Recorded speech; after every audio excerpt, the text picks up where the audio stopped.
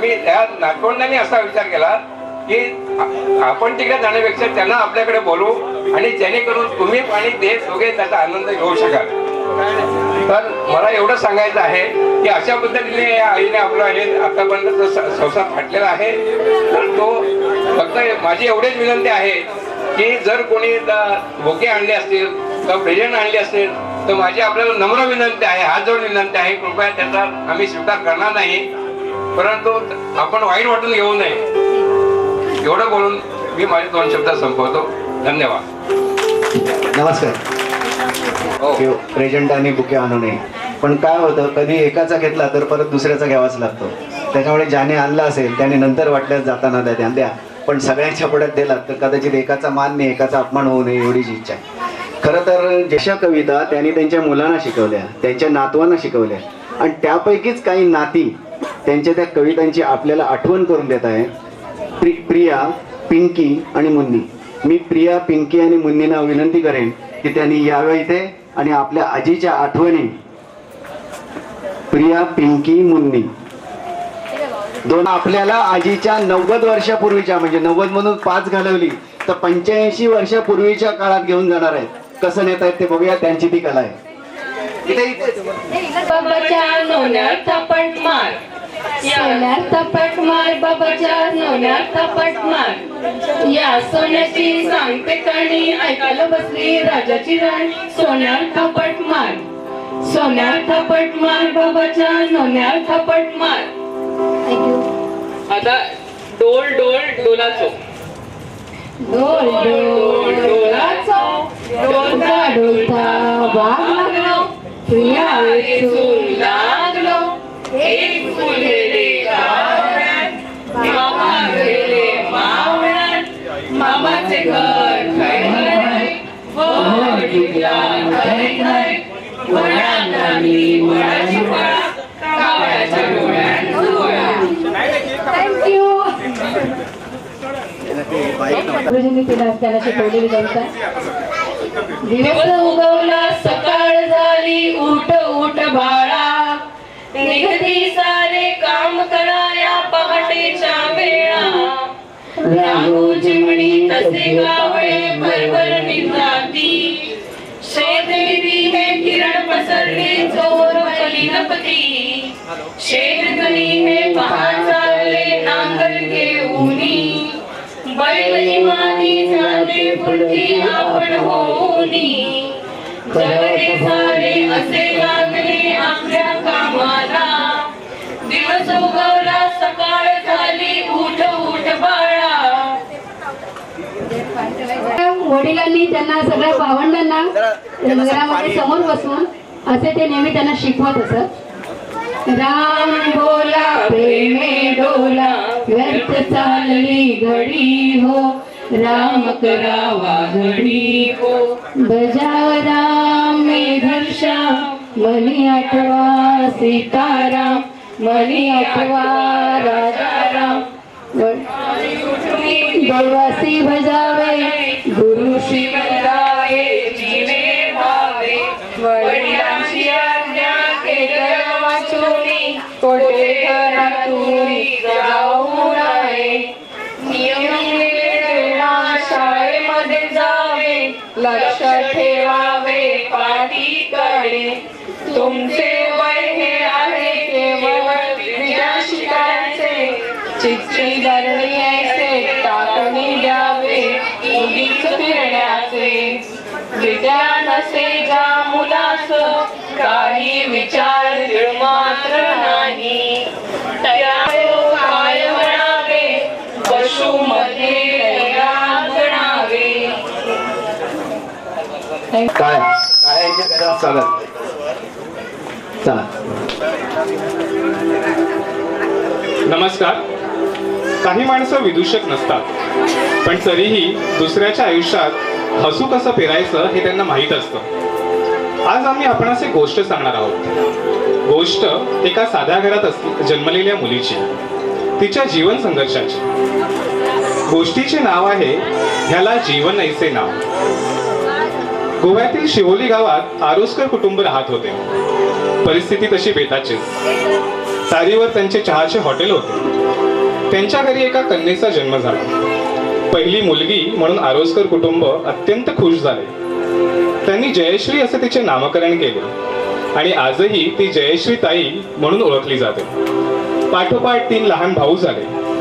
जयश्री ताईने संपूर्ण आयुष्य मोठ्या बहिणीची भूमिका अत्यंत जबाबदारीने पेलली. एकमेकांशी खेळत भांडत ही भावंडे मोठी होत होती. गावच्या शाळेत तिने 4थी पर्यंत शिक्षणही घेतले. वडिलांनी शिकवलेल्या कविता गाणी आजही तिच्या स्मरणात आहेत. त्या काळी बालविवाहाची प्रथा रूढ होती.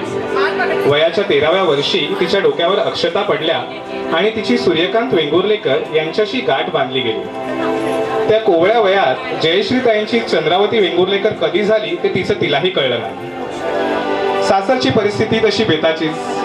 घर खर्चासाठी तिने लोकांच्या घरी धुणी भांडीही कामे केली. शेतातही अपार कष्ट केले. आनंदी जीवन जगण्यासाठी कोणतेही कष्ट करण्याची तिची तयारी होती. कामाचा उरक तिला नेहमीच. याही वयात सतत काम करण्याचा तिचा उत्साह दांडगा आहे. काही वर्षांनी तिचे वडील कामानिमित्त मुंबईत आले. भायखळा येथे लाल विटाच्या चाळीत त्यांनी 8x10ची खोली घेतली. परंतु कालांतराने ते ती खोली आपल्या मुलीच्या नावे करून गावी निघून गेले.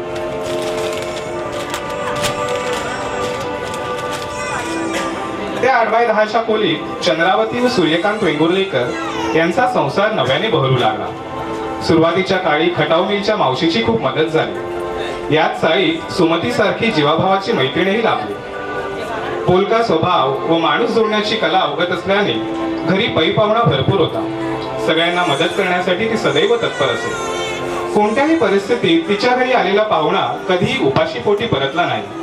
तिच्या व्यक्तिमत्वाचे आणखी काही पैलू म्हणजे स्वाभिमानी करारी स्वभाव आणि स्पष्ट वक्तेपणा. पुढे त्यांच्या घरी 3 कळ्या फुलल्या. सूर्यकांत यांनी टेलर काम करून आपल्या मुलींना वाढवले, शिकवले. मुलींनी खूप शिकावे असा चंद्रावती ताईंचा आग्रहच होता. मोठी मुलगी पुष्पा, तिची 11वी नंतर महाविद्यालयात जायची इच्छा होती. आर्थिक परिस्थिती फारशी चांगली नसल्याने बाबांनी नकार दिला. परंतु चंद्रावती ताईंनी भंडारी समाजाकडून मदत घेऊन तिला 14वी पर्यंत शिक्षण पूर्ण करू दिले. मुलगी शिकली आणि प्रगती झाली. लाल विटाच्या चाळीत पुष्पा, शीला आणि ललिता यांचं बालपण गेलं. अनेक बरे वाईट अनुभव आले. वावळ मामींच्या घरी गणपती, गोकुळाष्टमी, नागपंचमी अशा सणांच्या वेळी केलेली मजा, मंगळागौरीच्या फुगड्या त्यांना आजही आठवतात. मांजरी कुटुंबियाशी त्यांचा चांगला घरोबा आहे. पुढे श्रीयुत दाभोळकर यांच्या मदतीने 3ही मुलींची लग्न झाली. आईने दिलेल्या संस्कारांची शिदोरी घेऊन त्यांनी आपापले संसार सुखी केले. तिचा वारसा त्या आजही पुढे चालवत आहेत. नशिबाने जावई चांगले मिळाले. ते सगळे आजही तिच्या स्वतःच्या आईप्रमाणे काळजी घेतात. कालांतराने सूर्यकांत वेंगुर्लेकर यांची तब्येत खालावली व त्यांनी अंथरूण धरले. चंद्रावती ताईंनी त्यांची यथार्थ सेवा केली. काही वर्षांनी गोव्याच्या घरी सूर्यकांत यांना देवाज्ञा आली. नवऱ्यामागे छोट्या दिराने वहिनीची व तिच्या मुलींची खूप काळजी घेतली आणि पुढे पुतण्या व सुनांनीही तोच वारसा चालू ठेवला. हळूहळू ती 3ही मुलींच्या संसारात रमत गेली. काही वर्षे भायखळा येथे एकटीही राहिली. या एकटेपणी चाळीतील रजनी, छाया, लता यांनी वेळोवेळी तिला खूप मदत केली. त्यासाठी आयुष्यभर ती त्यांची ऋणी आहे. पिवल्याशा रूपाचा आज वटवृक्ष झाला आहे. नातवंड पतवंडांनी बहरला आहे. या 4 पिढ्यांची ती साक्षीदार आहे. आजही तिची स्मरणशक्ती, नजर तितकीच चांगली आहे. तिची काम करण्याची जिद्द तरुणालाही लाजवेल अशी आहे. आयुष्याच्या संध्याकाळी मागे वळून बघताना तिच्या चेहऱ्यावर आज एक विलक्षण समाधान आहे. तर अशी ही आमच्या आजीची गोष्ट. आज तिच्या 90व्या वाढदिवशी केलेला हा लेखाजोगा. यातून शिकण्यासारखे बरेच काही आहे. तिच्या जगण्याच्या जिद्दीला आम्हा सर्वांचा सलाम आणि तिला दीर्घायुष्य लाभो हीच ईश्वरचरणी प्रार्थना. धन्यवाद.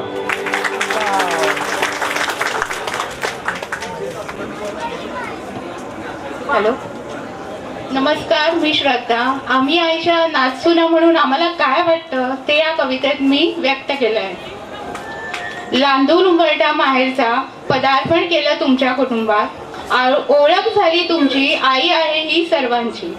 ठेवूनी मस्तक चरणावर तुमच्या, हात फिरवला तुम्हीच मायेचा. दुःखाचे अश्रू दळवून दिले दाणे साखरेचे.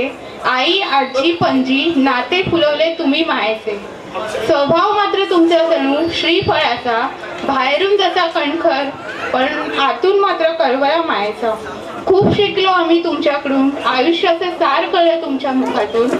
सदोदित अशी साथ तुमची लाभो आम्हाला, दीर्घ आयुष्य लाभो तुम्हाला, हीच ईश्वर चरणी प्रार्थना. थँक्यू. ताईंचे आभार मानावे तेवढे थोडेच आहे.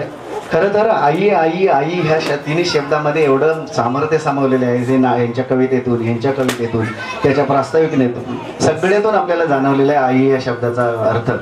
खरं तर मी माझंच थोडंसं सांगतो, म्हणजे मी मोठेपणा करत नाही. मी आई पाहिलेली नाही. मी 1 वर्षाचा असताना आई वारलेली, 5 वर्षाचा असताना वडील मध्ये. त्यामुळे आईची महती माझ्या एवढी दुसरी कोणालाच कळणार नाही, कारण मला आई नव्हती म्हणून. मी दुसऱ्यांची आईत माझी पाहतो. तसेच काही आई, ह्या आईंच्या आईत आम्ही आई पाहिलेल्या आहेत. आम्ही सुद्धा त्यांच्याच आई पाहिलेल्या. गेली 30 ते 32 वर्ष आम्ही त्यांच्या संपर्कात आहोत. आणि रेवडकर फॅमिलीच्या वतीने खरं तर मला या तुमच्या मेळाव्यात आणलं, त्याबद्दल खरं तर त्यांचे आभार आणि तुमचे सगळ्यांचे आभार. थोडंसं मी टाइमपास करतोय. कोणाला बोलतोय आणखी कोणाला एक प्रेक्षकांमध्ये एक चान्स देऊया. जर कोणाला आणखी एखाद्या माणसाला किंवा व्यक्तीला म्हणायचं असेल आईबद्दल व्यक्त, किंवा कुठलंही गाणंही जरी म्हणायचं असेल तर या, कारण पुढचा जो कार्यक्रम होत आहे त्याचे 90 दिव्याने ओवाळायचं आहे आजीला. ते जरा पेटवण्यात थोडा प्रॉब्लेम झालाय. कोणी असेल तर या, आपण थोडासा टाइमपास करू.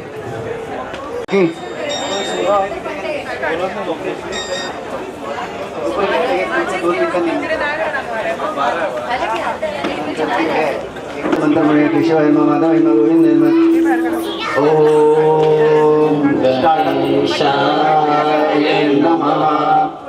ओम पार्वती भगवती नमः. ओम गणेशाय नमः. ओम पार्वती नमः. हात नको दाबा, हात करा तुम्ही ओळा. नमः. ओम सावित्रीये नमः.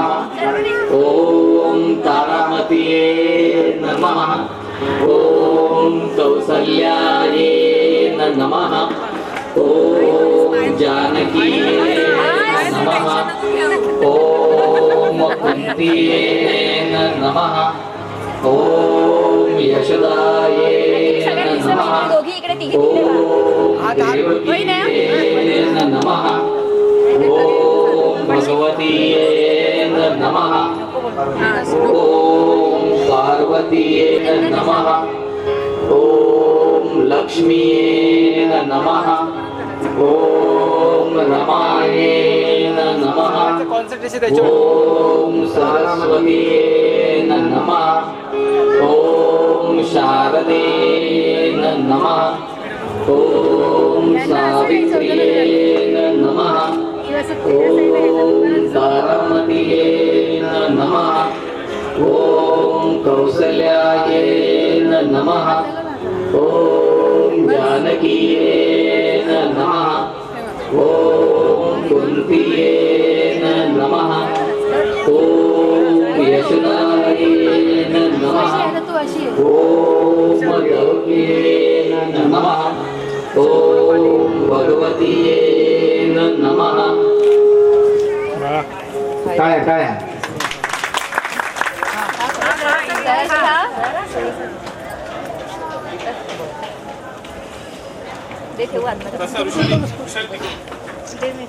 झालेलं आहे.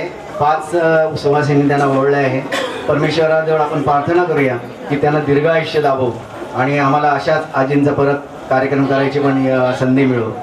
खरं तर आता याच्यानंतर आपली आई, माझी आई कशी आहे ती प्रत्येकाला माहीत असते, पण माझी आई कशी आहे तुम्हाला माहीत नसतं. कधीतरी ती माहीत व्हावी एवढीच इच्छा, आणि त्याच्यासाठी सादर करतायत माझी माय सादर करतायत तृप्ती रेवडकर. तर मला स्फुरलेली ही माझी आईबद्दल कविता, त्या 4 ओळी मी तुम्हाला ऐकवीत आहे. माझ्या कवितेला मी नाव दिलेलं आहे माझी माय.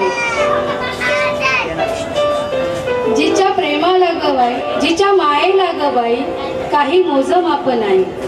जिच्या मायेला गबाई काही मोजमाप नाही. अशी कोण सांगा बरे असे आमुचिती आहे. घेते कुशीत मायेने, घेते कुशीत मायेने परिस्पर्श तो ग होतो. घेते कुशीत मायेने परिस्पर्श तो ग होतो, तिच्या जवळ ग जाता उर भरून माझा येतो. काढले गरीबीत दिस होते श्रीमंतीचे मन, तिच्याकडे बघताच नैनी दाटून येई घरी. दुःख तिचे तिने कधी दाखविले नाही कुणा, दुःख लपविता तिचे चेहऱ्यावरचे हास्य खुणा. दारी तिच्या कधी कुणी